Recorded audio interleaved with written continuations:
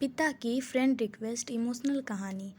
एक बाप की ये इमोशनल कहानी आपके दिल छू जाएगी। ये कहानी है जय नारायण नाम के आदमी की, जो रिटायर हो गए थे और कुछ सालों पहले उनकी पत्नी का बीमारी के चलते निधन हो गया था। घर में वे और उनका बेटा मुरली रहा करता था। मुरली एक अच्छी कंपनी में जॉब करता था। जय नारायण जी अपने आप को बहुत अकेला महसूस करते थे।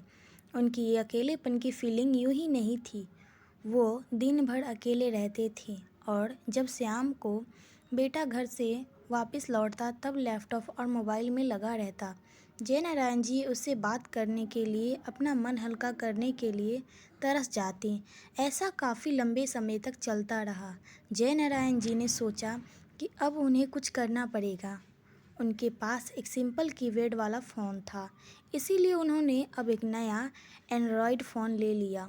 इस फ़ोन में उन्होंने अब सोशल मीडिया का यूज़ कैसे करना है वह सीखना शुरू कर दिया। शाम को जब उनका बेटा काम से घर आया तो उन्हें उसके कहा, बेटा मुझे ज़रा सोशल मीडिया कैसे इस्तेमाल करते हैं सिखा दोगे?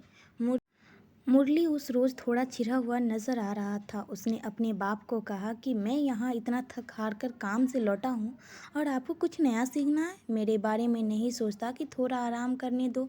जय नारायण जी अपने बेटे की बात सुनते रहे, कुछ न बोल पाए। उन्हें अंदर से बहुत बुरा लग रहा था, लेकिन वह अपने आंसू रोके हुए थे। अगले दिन जब सुबह जय नारायण जी अपने बेटे के लिए उससे मनपसंद नाश्ता बनाया।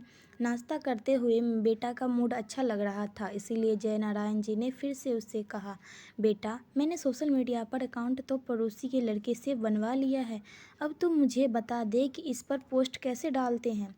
अपने आप बाप की बातें सुनकर इस बार मुरली ज़ोर ज़ोर से हंसने लगा। कहने लगा, क्या पापा आप भी इस उम्र में कहाँ सोशल मीडिया के चक्कर में पड़ रहे हो?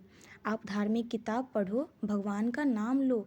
इतना कहकर अपना नाश्ता ख़त्म करके मुरली अपने काम के लिए निकल गया। जय नारायण ने उससे बाद में एक दो बार अपने बेटे को से सोशल मीडिया सीखने के लिए कहा, लेकिन उसने अपने बाप की बात पर ध्यान नहीं दी।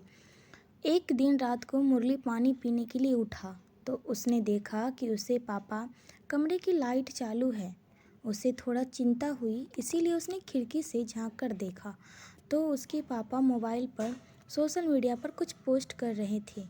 वह वहाँ से अपने रूम में चला गया और सो गया। मुरली सवेरे नींद से जागा और जब अपने सोशल मीडिया चेक किया तो वहाँ पर उसके पापा की फ्रेंड रिक्वेस्ट आई थी। फ्रेंड रिक्वेस्ट एक्सेप्ट करने के बाद जब मुरली ने अपने पापा का अकाउंट चेक किया तो उससे सबसे पहले पोस्ट थी उसकी बचपन की फ़ोटो डाली हुई थी और लिखा था, हैप्पी बर्थडे बेटा। मुरली को अब रियलाइज़ हुआ कि क्यों उसके पापा सोशल मीडिया सीखने के लिए इतने पीछे पड़े हुए थे और क्यों यह काम उनके लिए इतना ज़्यादा इम्पोर्टेंट था। उसकी आंखें नम हो गई। वे सीधा अपने पापा के कमरे में गया और उसके गले लगकर उनसे माफ़ी मांगने लगा।